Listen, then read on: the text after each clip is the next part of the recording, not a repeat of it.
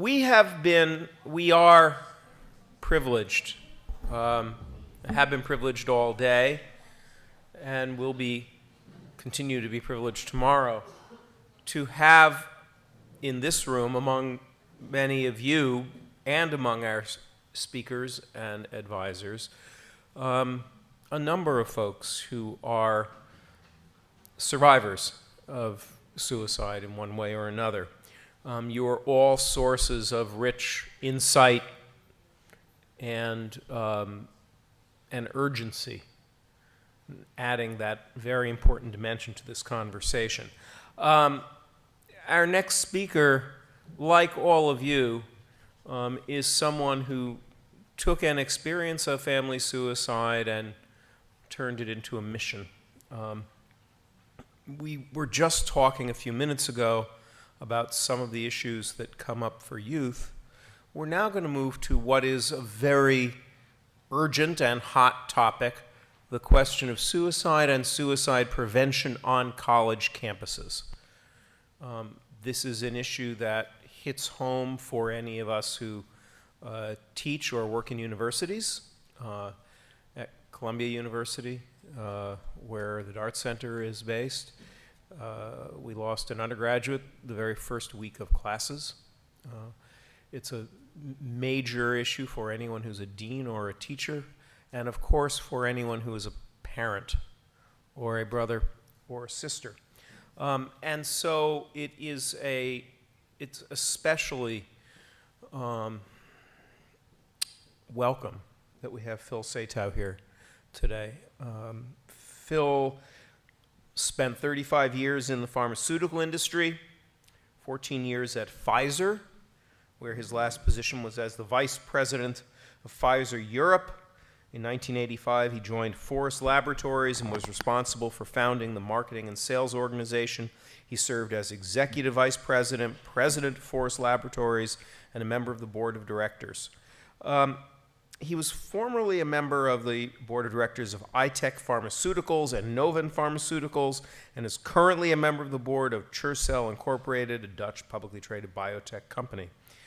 After his retirement from Forest Laboratories, Satow and his son founded JDS Pharmaceuticals, LLC, a privately held company.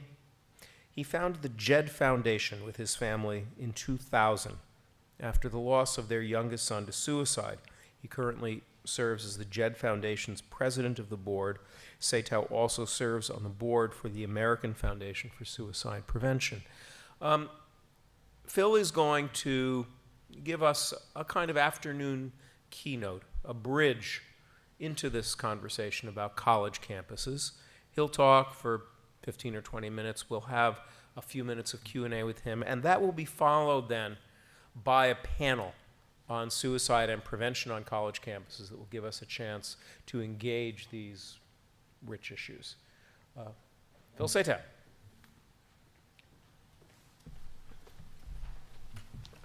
Thank you. It's great to be here.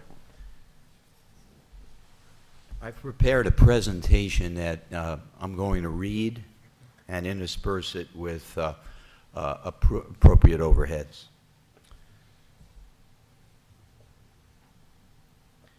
Nearly 13 years ago, my son Jed, a 20-year-old college student, took his own life, and my life changed forever.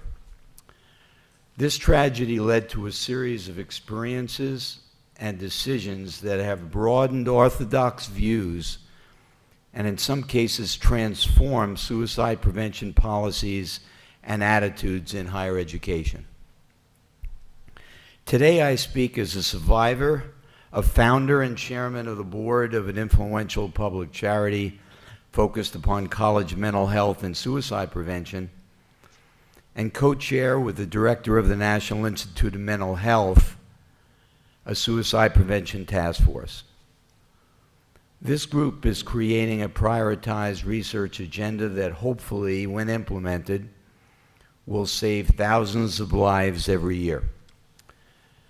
Tragedy has led to a major change in my life and those of my family, but it also has contributed in an important way toward greater national awareness of emotional distress in college-age adults and in the ways to deal with its dangerous potential. Jed was my youngest of two sons and born in Brussels, where I was serving in a senior corporate position with Pfizer Europe. My family's many residence changes due to work responsibilities may have been one of the many stressful conditions that I am certain impacted Jed's emotional life as a boy and then teenager. He was diagnosed with ADHD at a young age, which made his academic challenges significant. His behavioral changes began pre-teenage, around the time that his best friend's mother died. He was very close with her and visibly shaken upon her passing. Jed was a very attractive young man, handsome, had a great sense of humor, very intelligent, and always had many close friends. Behavioral issues plagued him, however, and his impulsivity and sporadic aggressiveness concerned us. Indeed, the general parental issue of whether a youngster's behavior is typical or troubled is a conundrum of many families. Parents ask themselves this question, and it is hard to be honest, because admitting that your child's behavior is really troubled forces you to confront an issue that could change the way you live your life forever. While my family did recognize his troubled behavior, Jed resisted most treatment options, and today I live with a question of whether I did enough as a parent to help and perhaps even save my son. Professionally, when a journalist is talking to a suicide survivor, keep this potential sensitivity in mind.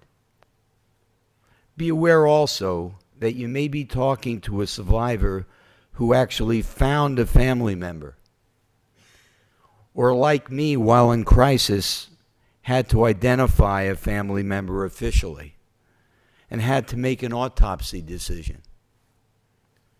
Keep in mind that a survivor may have lost other relationships as a result of the suicide as well. The divorce rate is higher, the probability of depression or other illnesses increases, and I experienced more than one changed relationship with friends who afterwards felt differently about our family ties, or because of things said after the tragedy to us, or we to them, feelings changed unalterably between us. I have Jed's note, but have not looked at it since I first read it nearly 14 years ago. I knew very little about suicide back then, but one of the things I understand better now is the extraordinary pain that a person contemplating suicide experiences. Yet public attitudes toward suicide are often stilted and uninformed, as that of a woman in my presence who laughed about a young man at a prep school who changed his clothing to a tuxedo before he committed suicide. With the potential lives of others in a reporter's hands, I appreciate the importance of our conference today better than many. Its potential life-affirming impact, nevertheless, brings a chilling memory back to me. The experience of a college memorial service for my son was wrenching, but I always recall one incident on the university campus. A dear friend of Jed sat with me and cried openly about what Jed did, asking me, how could he have made a decision to do such a terrible thing? They were fraternity brothers, and they had been very close. He was more openly devastated than the other students. Within a few months, that student, Jonathan Goodstein, took his own life. His parents have been strong supporters of AFSP, and Bob Gebbia knows them well.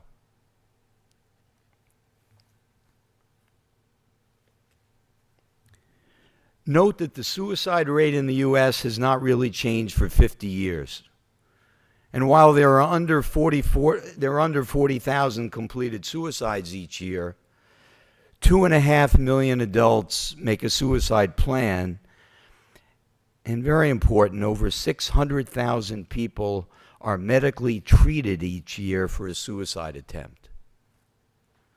We all know that the military has been fighting the curse of self-harm for years, but it's hard to fathom that more of our soldiers are dying by their own hand than on the battlefields of Iraq and Afghanistan. Jed was a sophomore at the University of Arizona, enrolled in a program for students with learning disabilities. There was no emotional counseling dimension to the program, yet emotional issues often accompany academic problems in learning disabled youngsters. At the time of his suicide, I actually thought Jed was doing better. But still, I decided to take early retirement from my corporate position in order to spend more quality time with him during his college years. 3 days before my official retirement date, the day his girlfriend broke up with him, he took his own life. Shortly thereafter, during a meeting I requested, I spoke to the president of the university. He tried to fathom what had happened and asked me, given the very large student population I have, he said, what would you like me to do? I didn't have an answer. I had no suggestions at the time. My family discussed the question at length, and I began to research suicide in a college setting. What I discovered was true in 1999 is still, in many cases, true of our universities today, but we are making important progress. Schools did not have adequate written policies and procedures in place, for example, a crisis plan or a rational medical leave policy. Screening for at-risk students was a rarity, and few schools surveyed new students nor established a self-evaluative process to see how well they were performing institutionally. Too often, university officials saw their campus counseling center alone as a sufficient foundation for strong mental health support. Institutional barriers were also obvious. There was a lack of awareness and a low priority placed upon preventing emotional distress, as university presidents were primarily focused on academic excellence, fundraising, and university prestige. No single official was charged with wellness. Departmental silos hampered communications, and there was insufficient clarity of the legal landscape pertaining to mental disorders and suicide on college campuses in general. Given the barriers to good mental health that existed at so many institutions of higher learning, it is not surprising that suicide is the second leading cause of death among college students, and that the majority of students who die by suicide have never been to the counseling center. That innocent question that a very competent university leader asked me, What should a president of a college or a university do triggered the founding about a year later of the Jed Foundation. To promote emotional health and prevent suicide among college and university students. Why? Because the development of a mental health safety net should be a priority for all higher education institutions. That was really the answer to the question.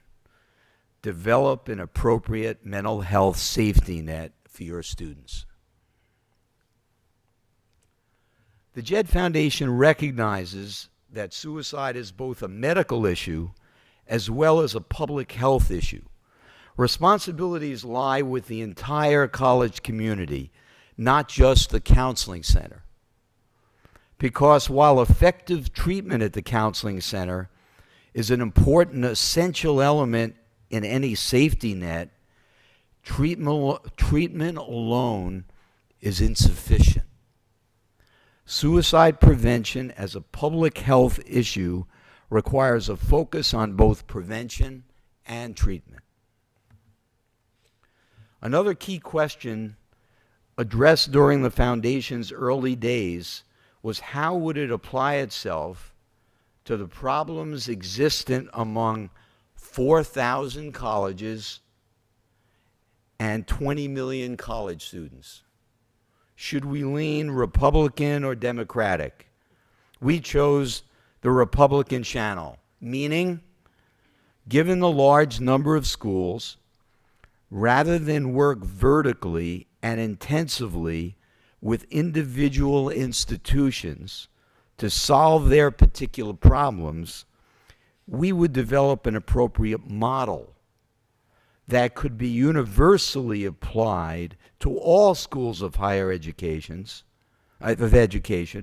Colleges themselves could implement sections of the model as required to fit their individual economic capabilities and cultural differences. The model on this slide shows the comprehensive approach that the Jed Foundation suggests all schools use to improve mental health and prevent suicide. Today, many hundreds of colleges and universities are using the model to improve their campus landscape, as the Jed Foundation's programming is designed to stimulate adoption. I've included the elements of our model side by side with a suicide model developed by the well-known psychiatrist and suicidologist David Schaffer of Columbia. You can see that suicide is the end of a continuum. Our model includes interventions that can influence positively each step in the suicide path. Thus, screening and an effective mental health service can uncover a disorder. Life skills development might reduce the possibility of a stress event. Crisis management and educational programs could help a student cope with a mood change. And other elements of our model could influence a student to choose inhibition rather than facilitation when confronted, as Jed was, by a triggering life event such as a relationship breakup. Perhaps the most important programmatic initiative of the Jed Foundation is one under final preparation for launch now. Its concept was triggered by the suggestion of a well-known college president who saw the need for a stamp of approval to officially designate that a college or university has met essential criteria tied to its services and programming, in effect, tied to our model. This designation program has also considered parental needs as they are investigating the ideal college for their children. Too infrequently, parents consider the degree to which a university is prepared to support the mental health of their college-ready offspring if they happen to require attention. With an estimated 12 to 15% of entering freshmen previously diagnosed with a mental disorder before arriving on campus, universities need to be prepared. Do schools provide 24-hour emergency services? Do they have appropriate parental notification policies in place? Do they use mental health and suicide screening at all? In mental health and suicide, it is vital that our higher education institutions are efficient and do things right, but they also must be fully effective and do the right things. We're hopeful that university leadership will widely support our designation program tied to a comprehensive questionnaire reviewed by a qualified medical and public health advisory board. This effort, by helping to change priorities of senior university officials, the way that U.S. News and World Report has, I expect will not only improve mental health quality, but will also contribute toward higher graduation rates in the United States, as emotional distress is a major reason that students drop out. Before I complete my remarks, just a few additional suggestions for those addressing suicide in the room in the future. Think about the vulnerable people like Jonathan Goodstein that are unidentified but may read your article. Is there anything you are saying that could put them more at risk? Consider the survivors and what they've been through. Will any family's privacy be invaded? Did you speak to a knowledgeable professional, perhaps like Matty Gould, to be sure that that you're medically correct and what you don't know about suicide won't cause you or others problems that could have been avoided? I would also suggest that in the articles you write on higher education, the mental health and suicide implications be considered. Articles on bullying or other forms of violence might be revised to include less about the bully and more about his impact on the emotional health of the student body and ideas for improvement and positive change. Finally, I'll leave you with a medical challenge to ponder. Why is it still true today that preventive psychiatry does not play a larger role in our mental health programs? Cardiology has been dramatically impacted by a preventive approach. For example, the largest selling pharmaceutical class of drug are the statins, reducing the risks of heart attacks. Why isn't prevention more of a factor in dealing with brain disease? Perhaps, as the director of the Framingham Heart Disease Study said, prevention does not have a face. There are no personal stories of success. It's just statistics. Unlike the case of cardiology and many cancers, prevention considerations in the approach to mental disorders still are inadequate. Since most of the psychotropic medicines in America are prescribed by widely dispersed primary care physicians, public health principles of prevention should be broadly incorporated and tied to all mental health treatment programs. Until they are, I suspect that our suicide rate will continue to stubbornly resist change. Thank you, and now I'll entertain some questions.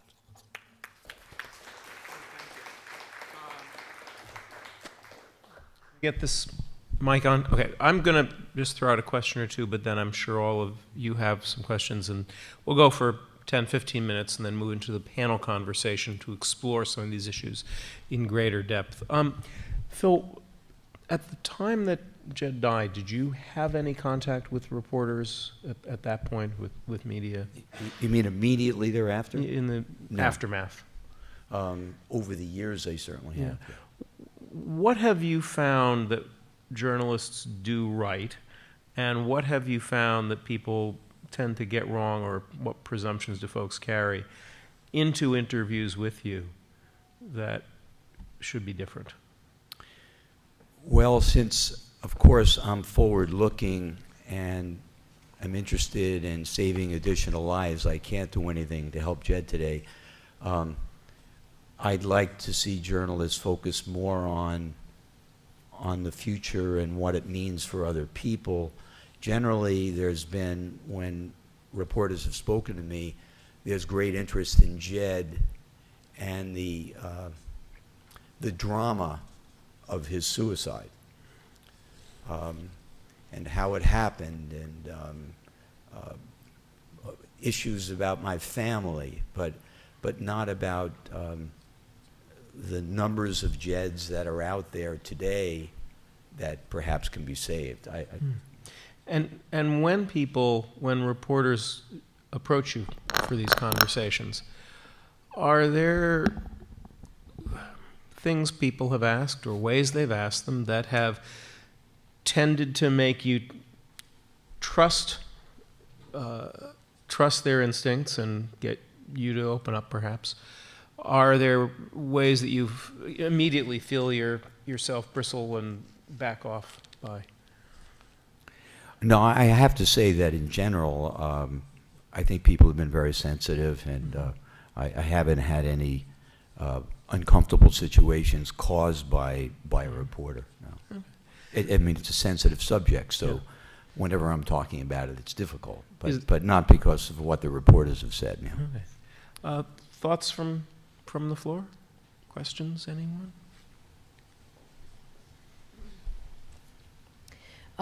I'd like to ask this question of the panel later on also, but one of the things I'm really interested in, and that you've already addressed to some extent, is what kind of responsibility do you think let's just say like here in the US, our universities have to have suicide prevention on campus, to have some systematic and organized and proactive suicide prevention programs in place. Responsibility, not just morally, but also legally. Well, of course, I believe it's essential that they do, and I think, you know, by and large, I mean, universities want to do the right thing. I mean, there are many limitations, and resource limitations, of course, are one of them, but I think one of the big issues is that the university's senior officials don't necessarily have it on the radar screen until there's a suicide on the campus. And then they begin to focus on it. And what we need to do is garner that focus well before the suicide occurs on a campus. Yes, Kelly, could you? One of the things I appreciate about your presentation is that it's very systemic in the sense that you're looking at the context, the totality of the university, whereas in the past the model was to have a counseling center and presume that things would reach the, problems would reach the counseling center, and so the multi-leveled approach. I think that acknowledges the powerful ripple effect that occurs when a tragedy, such as a suicide, occurs on a college campus, or other kinds of tragedies in other kinds of settings. So the creation and development then of a helping network is what I'm hearing in your presentation. Part of that ripple effect is also the devastation that the either current or future caregivers or helpers, the devastation that they will feel and do feel when there is a tragedy. So I guess my question leads to what are the ways that you might suggest to help sustain this network once it is in place? That is to say, how does one provide the social supports for those people and those professionals of the best intention who are struggling with such a problem? Well, I think that, and it's really part of our model, I believe that every university should initiate a strategic planning process in regard to mental health and suicide prevention. And it should be multifaceted and different departments, from the faculty to the athletic department. Kids are being cut from teams every day because they're depressed, but a coach doesn't know what depression looks like, as an example. Kids are failing academically, and the dean's office doesn't realize that that youngster might be seeing a counselor and has other issues. So there's enormous silos that exist in the university environment. And by a strategic planning approach, those different silos can be broken down. And once they're broken down, they could be broken down forever, because additional programs will be put in place with more of a communal approach to dealing with these issues, rather than just assuming it all resides at the counseling center themselves.